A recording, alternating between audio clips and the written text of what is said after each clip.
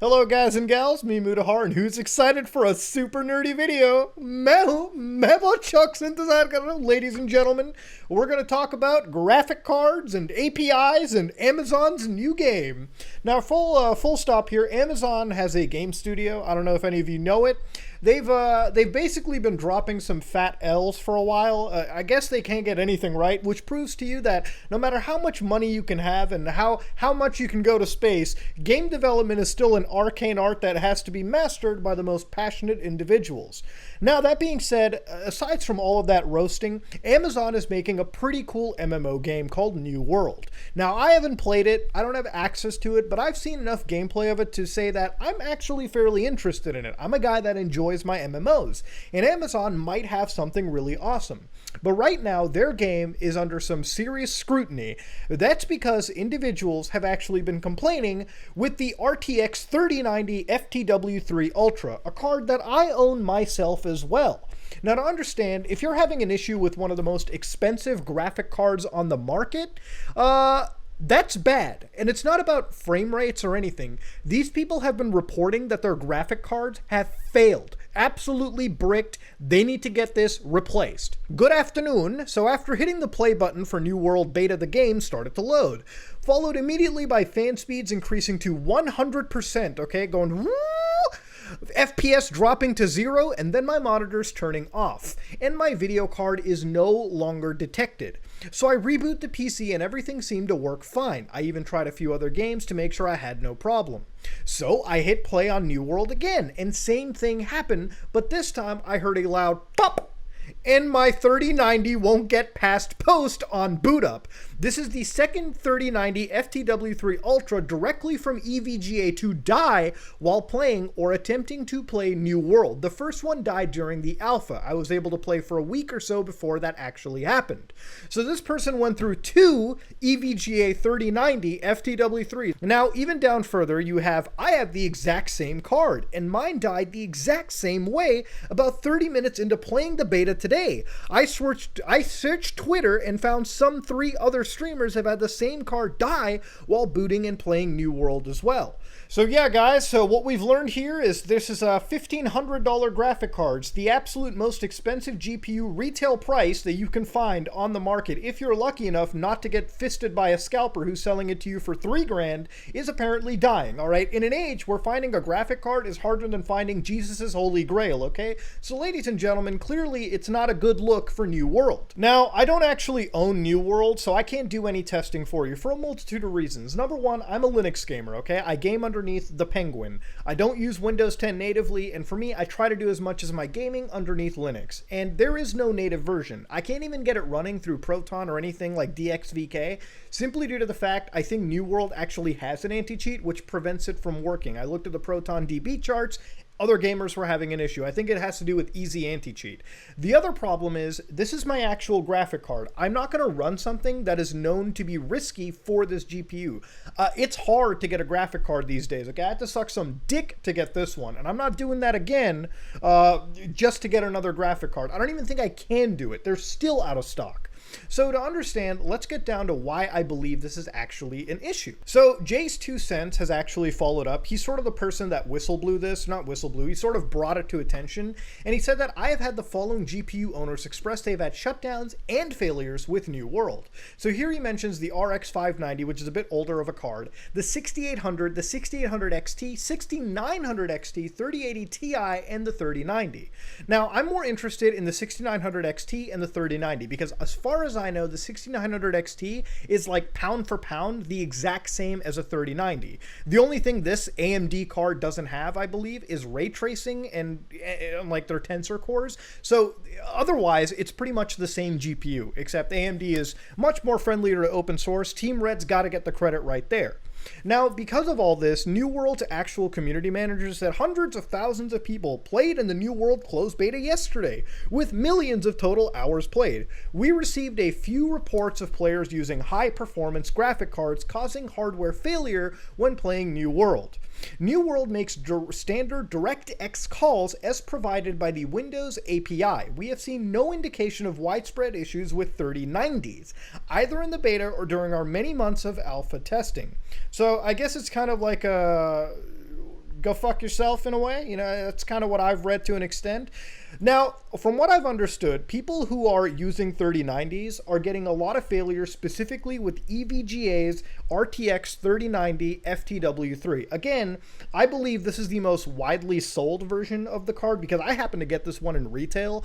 And if you're able to get a card in retail, I'm assuming what I have is mostly on par with what other 3090 owners have.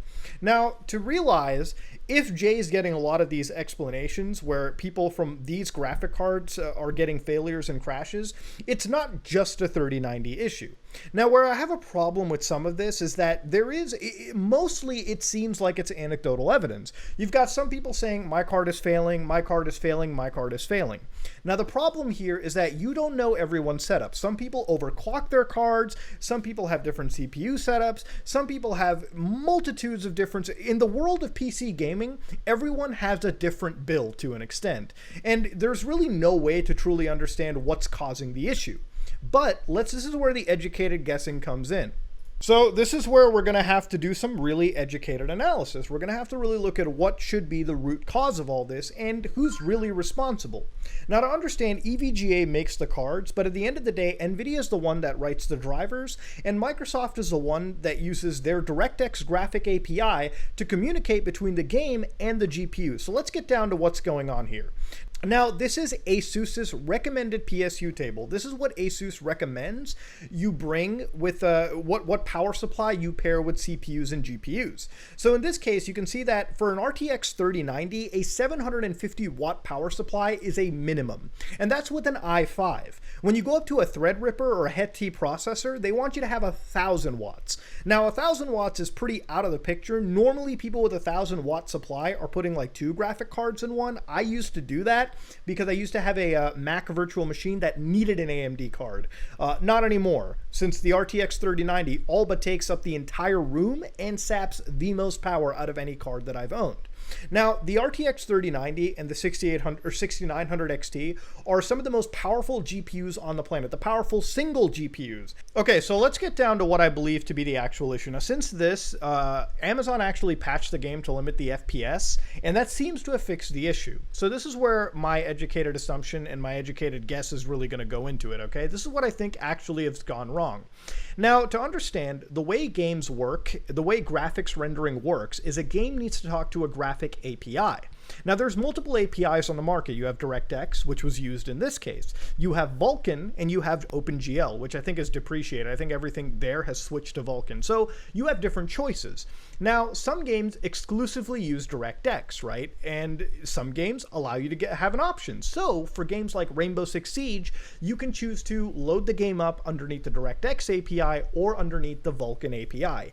Each API has their advantages and disadvantages, and since I'm not an expert, I'm going to stop right there. Now, what an API does is it basically converts that high-level instruction down to the lowest level, which is at the hardware. So the way that graphics rendering is working here is New World. Let's say New World wants to render an ocean, right? It wants to render a lake in this case, a body of water. Now, New World doesn't go to the RTX 3090 and say, hey, NVIDIA, render this, lake. No, if it did that, it would have to communicate differently to each different generation of graphic card. What it does instead is it goes to DirectX, which is the graphic API that Windows uses. Now, what New World does is it tells DirectX, hey, I want this lake rendered. Now, DirectX has the ability to take that high-level programming language and communicate it efficiently to the low-level hardware. So what DirectX does is say, okay, New World, you want a lake rendered? It runs over to NVIDIA and then asks NVIDIA, hey, can you render this lake? NVIDIA understands DirectX. They have this language thing down to a T. So NVIDIA renders this lake, and then DirectX passes that back to New World and says, okay, here's your lake. Now imagine that happening at near light speed on these computer systems, right? That's kind of what you have to expect with the graphics API. I'm sure there's some people cringing right now who really know what they're talking about, but this is kind of like an Eli 5 thing, okay? So to understand, that's kind of what's gone here. Now, usually DirectX and Vulkan are very good at handling, calls that aren't exactly optimal, aren't efficient calls. Sometimes they're good at filtering out the bad, dangerous calls. So Each lake is rendered differently according to the game developer. How New World renders their lake may be different than, say, how Rockstar Games does it. One might be more efficient than the other. So when the lake instruction is given from either of those developers over to DirectX, DirectX can look at each of those interpretations and say, okay, this might be a little bit inefficient. This might tax the NVIDIA card too hard. Maybe this isn't even possible. And it's pretty good at filtering those out. Pretty good.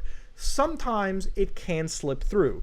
Now, this is where you've got a combination of failures, from bad programming to mishandling of the graphics API to an issue in the actual NVIDIA and AMD device drivers. Remember, those 6900 XTs have apparently been having issues too. Now, what I've basically been leading into in this situation, what I've kind of understood, is that New World actually taxes the power limit of these cards to their max. So 100%, sometimes going even beyond that. And that's not abnormal, okay? A lot of games like Metro Exodus, the remastered version, which requires a ray tracing graphic card, from what I understand, from what my use comes down to, also taxes the graphic card similarly. It takes it to the absolute max. It uses the graphic card. It uses the ray tracing cores. It uses the tensor cores for DLSS. This is maxing out the power limits of these cards. Now, where you have an issue, and where I believe New World has had the problem, is that because it ran with an unlimited FPS and basically was using the GPU to its absolute maximum threshold, while at the same time keeping it at the highest clock and running it at the highest level power, was causing the eventual graphic cards here to pop and die on you because they were just being pushed to their absolute limits. Now, I have seen games crash under my use. Games like Death Stranding, for instance, caused me to have one GPU crash, which I rebooted and never had an issue again. One thing I've learned with this card and cards like it is that I've started to actually limit my maximum FPS in video games. So I have a 120 hertz monitor. If I'm getting like 70 frames, I limit my frame rate all the way down to 60, okay? 60 is totally playable. I have an absolute blast, and it doesn't tax the graphic card to its limits. It keeps the power limit well underneath its absolute threshold, and it keeps the card running. I mean, it gets hot, but it doesn't run at that absolute full-on power limit. The issue is these cards swing from using their recommended power all the way up to, like, in cases of 500 watts, which is fucking insane. No card should be going all the way there. But it can happen underneath this new era of super big fucking GPU land, okay? Now, at this point, it's wondering who's really at fault over here. And I think one advisory needs to go out for people who have like these super high-end performance cards is that if you're gonna own an RTX 3090 and you're gonna run games that push it to the absolute limit, you know, games like Red Dead Redemption 2, games like Horizon, games that are typically known for being graphical powerhouses, you have to account for times where a mismatch of code can occur and these cards are pushed to their absolute limits where their sanity checks aren't even tripped for some reason. And everyone, Microsoft, Nvidia, AMD, if their cards are also crashing, Amazon and EVGA or any manufacturer needs to start telling people to kind of undervolt the card or limit their FPS. Otherwise, what happened with New World could very easily happen with any other game out there on the market too. So that's kind of where my assessment of the situation comes down to. Yeah, if you want to play New World on an RTX 3090 and you don't want to risk anything, limit that bitch to 60 frames per second, okay? All right, enable some goddamn VSync. I guess that's the best way to put it. Amazon apparently has already done it for you. So ladies and gentlemen, if you like what you saw, please like, comment, and subscribe. Dislike it if you dislike it. I am out.